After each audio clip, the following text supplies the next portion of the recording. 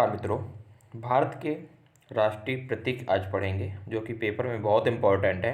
इससे एक क्वेश्चन बनता ही बनता है, तो इसको समझ लेते हैं। भारत के राष्ट्रीय प्रतीक है, इनके बारे में अगर बात करें तो पहले सबसे नंबर एक में आता है आपका राष्ट्रीय ध्वज। कौन सा? राष्ट्रीय ध्वज। राष्ट्रीय ध्वज के बारे में अगर मैं बात करूं तो ये राष्ट्रीय ध्वज सबसे पहले आता है। राष्ट्रीय ध्वज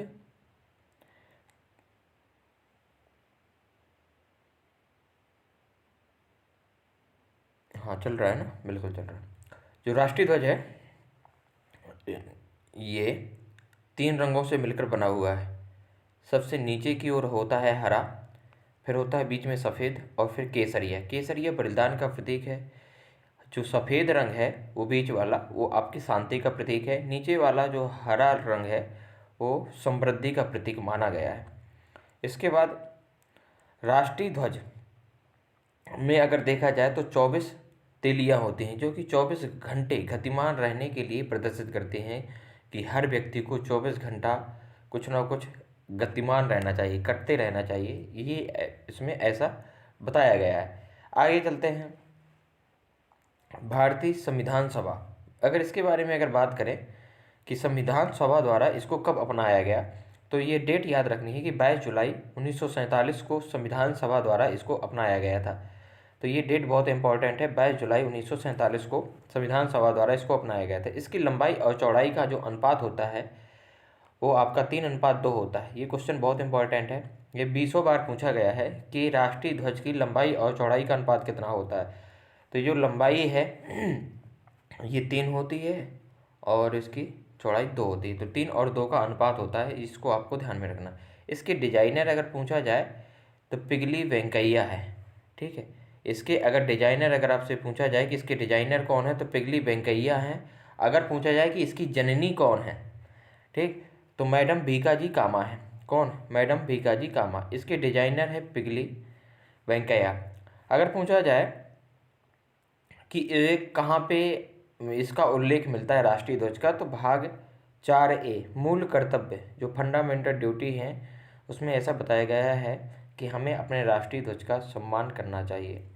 राष्ट्रीय गौरव अपमान निवारण अधिनियम 1971 के तहत इसे अगर इसका सम्मान नहीं करता या फिर इसके साथ में मजाक करता है तो उसके खिलाफ दंडनीय अपराध माना जाएगा। आगे आता है राष्ट्रगान। राष्ट्रगान बहुत बार पूछा गया है कि राष्ट्रगान हमारे देश का जन गण मन। इसके रचयिता हैं रविंद्रनाथ टैगोर, जिन्होंने गीतांजलि पुस्तक लिखी है। 1913 में इन्हें नोबेल पुरस्कार मिल चुका है रविंद्रनाथ टैगोर को। अगर पूछा गया है कि राष्ट्रगान कब स्वीकार किया गया, तो 24 जनवरी 1950 को ये स्वीकार किया गया था। इसके बाद आता है कि ये कब गाया गया सर्वप्रथम, तो एक अधिवेशन हुआ था कलकत्ता में 27 दिसंबर 1911 को। तो उस अधिवेशन में जॉर्ज पंचम के सम्मान के लिए इसको गाया गया था। ये चीज़ आपको ध्यान में रखनी है। कुल समय इसमें 52 सेकेंड का लगता है, लेकिन अगर आपको संक्षिप्त में गाना है तो आप इसको 20 सेकेंड में निपटा सकते हैं।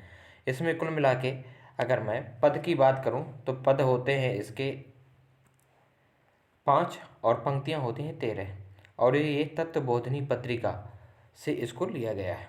इतनी चीज़ें आपको ध्यान में रखना है। इसके बाद आता है आपका राष्ट्रगीत। राष्ट्रगीत भी बहुत ज़्यादा इम्पोर्टेंट है, ये भी पेपर में बहुत बार पूछा जाए। तो राष्ट्रीय गीत वंदे मातरम है। क्या नाम है उसका? वंदे मातरम। इसके रचयिता हैं बंकिम चंद्र चटर्जी। लिया गया है आनंद मठ से। कब लिया गया है तो इसको याद रखना है 1876 में। एक आनंद मठ सन्यासी विद्रोह में उसका उल्लेख मिलता है आनंद मठ का, तो वहाँ से इसको लिया गया है। इसमें कुल पद की अगर संख्या पूछी जाए तो ये आपके 5 है। 1896 में कोलकाता अधिवेशन में इसको गाया गया था। इसको दर्जा कब मिला, राष्ट्रीय दर्जा, तो 24 जनवरी 1950 को। तो दोनों एक जैसे हैं कि इन्हें राष्ट्रीय दर्जा कब मिला, तो 24 जनवरी 1950 को इसको भी मिला था और राष्ट्रगान को भी मिला था। ये किसके द्वारा लिखा गया है, तो ये सबसे पहले अगर बात करें तो ये मूलतः संस्कृत भाषा में लिखा गया था। किस भाषा में? संस्कृत भाषा में। इसके बाद इसकी अध्यक्षता की थी रहीम कुल्ला साहनी ने। सर्वप्रथम अंग्रेजी अनुवाद किया था अरविंद घोष ने। इसके धुन तैयार की थी जमाल सेन ने। अगर उसका पूछा जाए कि राष्ट्रगान की ध्वज किसने तैयार की थी, तो वो थे आपके राम सिंह ठाकुर। क्या नाम था उनका? राम सिंह ठाकुर। तो वो आपको ध्यान रखना है। इसके बाद भारत का राज्य चिन्ह क्या है? तो भारत का जो राज्य चिन्ह है वो अशोक स्तंभ है। इसमें 4 सिंह बने हुए हैं जो एक दूसरे के विपरीत दिशाओं में हैं, और एक नीचे की ओर हाथी है, जैसा कि आप चित्र में देख पा रहे होंगे, और एक सांड है। इसको कब लिया गया है? तो 26 जनवरी 1950 को इसको संविधान में अपनाया गया। इसके नीचे लिखा हुआ है देवनागरी भाषा में, सत्यमेव जयते, अर्थात सत्य की हमेशा जीत होती है। और सत्यमेव जयते ये कहाँ से लिया गया है? तो मुंडकोपनिषद से लिया गया है। ये क्वेश्चन बहुत इंपॉर्टेंट है, ये पूछा जाता है। ये कहाँ स्थित है? सारनाथ, बनारस में स्थित है। 24 तेलियाँ हैं इसमें भी, जो 24 घंटे गतिमान रहने के लिए प्रदर्शित करते हैं। इसके बाद आता है भारत का राष्ट्रीय पक्षी। इसको थोड़ी समझिए, ये है क्या। तो भारत के राष्ट्रीय पक्षी के बारे में अगर बात करें, तो भारत का जो राष्ट्रीय पक्षी है वो है आपका मोर, जिसे मयूर कहते हैं। इसका साइंटिफिक नेम होता है पाउक। वन्य जीव अधिनियम 1972 में इसको लिया गया है। इसके बाद आता है राष्ट्रीय पशु पैंथेरा टाइगर्स।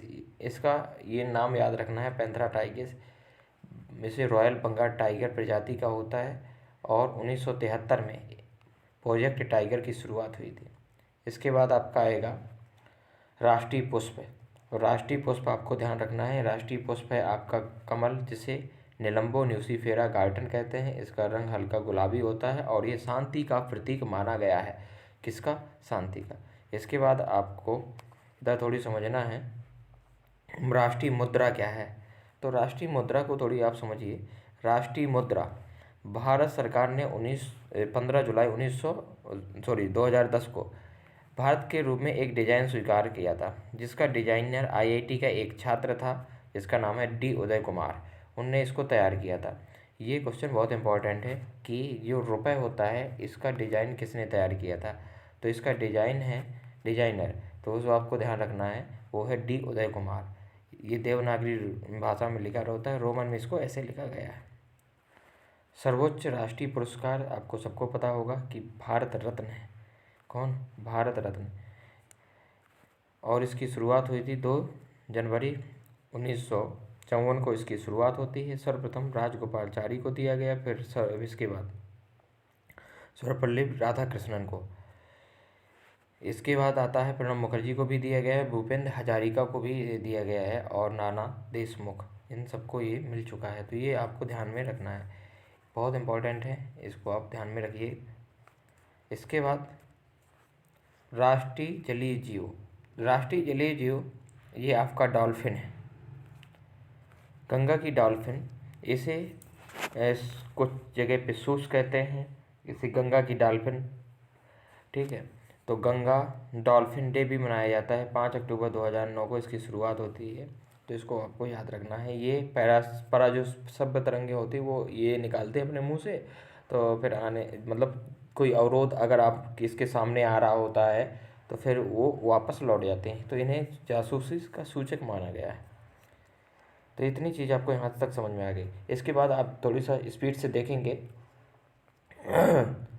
इसके बाद आता है आपका राष्ट्रीय विरासत पशु। ये आपका हाथी है, इसे गजराज कहते हैं, कुछ लोग गजानन भी कहते हैं संस्कृत में। ठीक है, लिखा रहता है। राष्ट्रीय वृक्ष कौन सा है? तो बरगद है, जिसे फाइकस वेगालेसिस बोलते हैं। इसे बट वृक्ष या बनियान ट्री के नाम से भी जाना जाता है। राष्ट्रीय नदी अगर पूछा जाए तो गंगा है, 2008 में से घोषित किया गया था। 9वां गंगे कार्यक्रम 2014 में शुरू किया गया। गंगा परिषद 2016 में शुरू हुआ। गंगा एक्शन 1985 में शुरू किया गया था। इसके कुछ जो है राष्ट्रीय महत्व हैं, जैसे राष्ट्रीय खेल क्या है? तो हॉकी है। राष्ट्रभाषा हिंदी है। लिपि कौन सी है? तो देवनागरी है। राष्ट्रपिता महात्मा गांधी हैं। आगे देख लेते हैं। इसके बाद राष्ट्रीय फल क्या है? तो आम है। ठीक है, इसे बोलते हैं मैगीफेरा इंडिका के नाम से इसको जाना जाता है। राष्ट्रीय ग्रंथ आपका गीता है। तो ये बहुत इंपॉर्टेंट है, इसको भी आप देख सकते हैं। इसके बाद कुछ और रहा जा रहा है तो उसको भी आप थोड़ी समझ लो ध्यान से, क्या क्या रह गया है। यहाँ तक मैंने आपको समझा दिया था, मुद्रा समझा दी थी, भारत रत्न हो गया था, ठीक है। और इसके बाद चलिए जी हो, इसके बाद यहाँ थोड़ी और समझ लो, और चीज़ें भी पूछ लेता है कभी कभार। राष्ट्रीय स्मारक क्या है? तो लाल किला है। राष्ट्रीय पोशाक जोधपुरी कोट है। राष्ट्रीय मिठाई जलेबी है आपकी। राष्ट्रीय नारा क्या है? तो ये है हमेशा राष्ट्रीय नारा, ध्यान रखना, भगत सिंह का नारा नहीं है, ये है सत्यमेव जयते, सत्य की हमेशा जीत होती है। राष्ट्रीय सूचना पत्र है, श्वेत पत्र है। राष्ट्रीय पकवान खिचड़ी है। राष्ट्रीय पर्व गणतंत्र दिवस, स्वतंत्रता दिवस और महात्मा गांधी का जन्म दिवस है। इसके बाद आता है राष्ट्रीय विदेश नीति, गुटनिरपेक्ष है। राष्ट्रीय झंडा गीत है, हिंद देश का प्यारा झंडा। तो आपने ये नोट कर लिया होगा, ठीक है। तो ऐसे ही पीडीएफ आपके लिए आती रहेंगी। मैं अनिल सिंह आप सब लोगों का अपने यूट्यूब चैनल में स्वागत करता हूँ। अपना जो चैनल है उसका नाम है सिलेक्शन टाइम। क्या नाम है? Selection time. आप सब्सक्राइब करिए, ज़्यादा से ज़्यादा लोगों को शेयर करिए। मिलते हैं आगे नेक्स्ट क्लास में, जब तक अपना ध्यान रखिए। थैंक